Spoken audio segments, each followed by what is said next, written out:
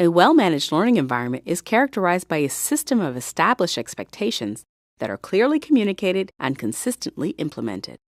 Learners are respectful of one another and the teacher, and they demonstrate the established classroom rules and procedures. A learner-centric classroom has a somewhat different look and feel. Expect to see more movement and hear more constructive noise when students work in a variety of groups, while the teacher serves as facilitator. You should observe learners transitioning very smoothly between activities as they move promptly and orderly with minimal redirection. Learners are cognizant of their responsibility to manage their class time purposefully. The previous lessons provided different examples of how learners behave and interact in a well-managed learning environment.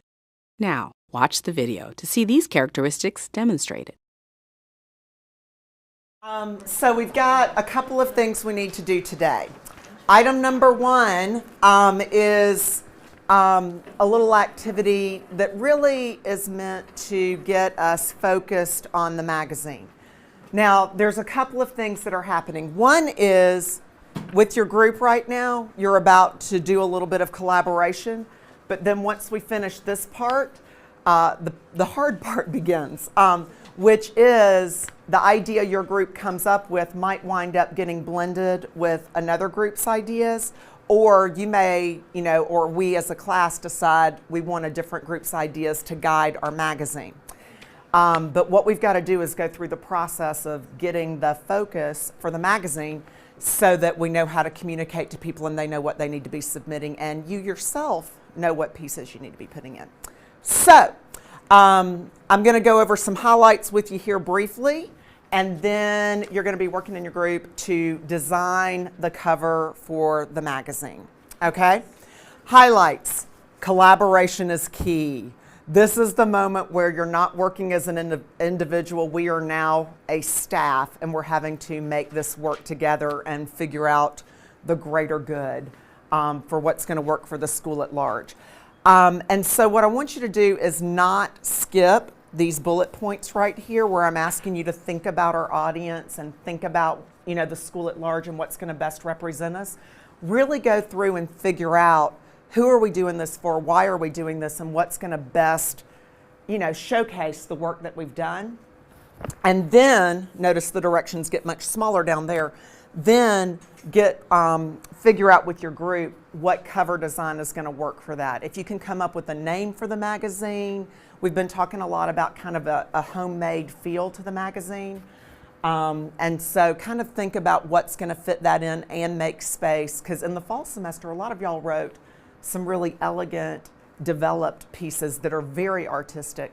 So what kind of place is going to invite that kind of work in addition to some of the other things that we're doing that are kind of quirky and stuff like that.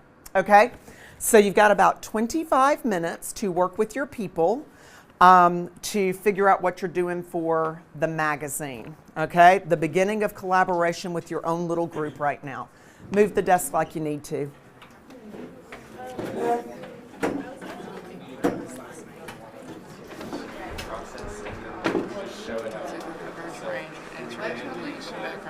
So we're basically just sketching out a design for the cover. Yes, like an idea, because other groups might have something that they like too. So we probably want to put something that would go well with other things, Yeah, I like the kind of like homemade idea. I mean, I think that's something that we could go with. So I kind of wanted it to look like a journal, but I know we can't really illustrate that. That's kind of a physical component of the. I kind of think that we should do something that's like really, like when you see it, it'll make people want it. You know what I mean? Like really relatable with like stuff. It's like, oh, I know that person, or I know this stuff that's there. So I feel like, you know how some people have binders where they have like pictures of like when they're young or their friends, then they have like notes they pass or just stuff they have. They just stuff it in the front of their binder, like this. But it could be like what you're saying, like a homemade where they just stuff it in because they. Yeah, I also like the journal. So what kind of stuff? I like that one. It's like it could be like a journal. So what kind of stuff should we like stuff into the front of our binder? Like pictures, definitely, like class pictures. Maybe? Yeah, maybe like a note. A note. Yeah. Maybe a project. A late pad. Yeah. a project that you have from a long time ago.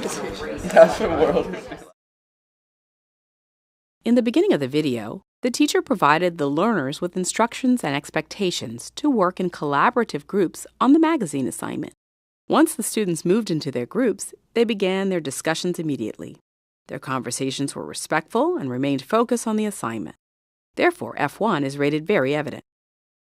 F2 is rated very evident because all the students understood the expectations of their teacher as they formed their small groups and began discussions about the writing assignment. The students maximized their time by transitioning smoothly to their assigned group. They knew to move their desks to talk to one another. Obviously, these learners have worked in groups many times in the past. Therefore, F3 is rated very evident. Two different groups of students were clearly seen and heard discussing their magazine assignment during the allotted time provided by their teacher. This is an example of purposeful use of class time by the students, which is why F4 is rated very evident. When observing in classroom settings, several of the items of environment F might be rated in an integrated manner. In other words, the items in Elliott are not always observed in isolation or sequentially. Sometimes you can score more than one item at a time based on what occurred during the learner-centric observation.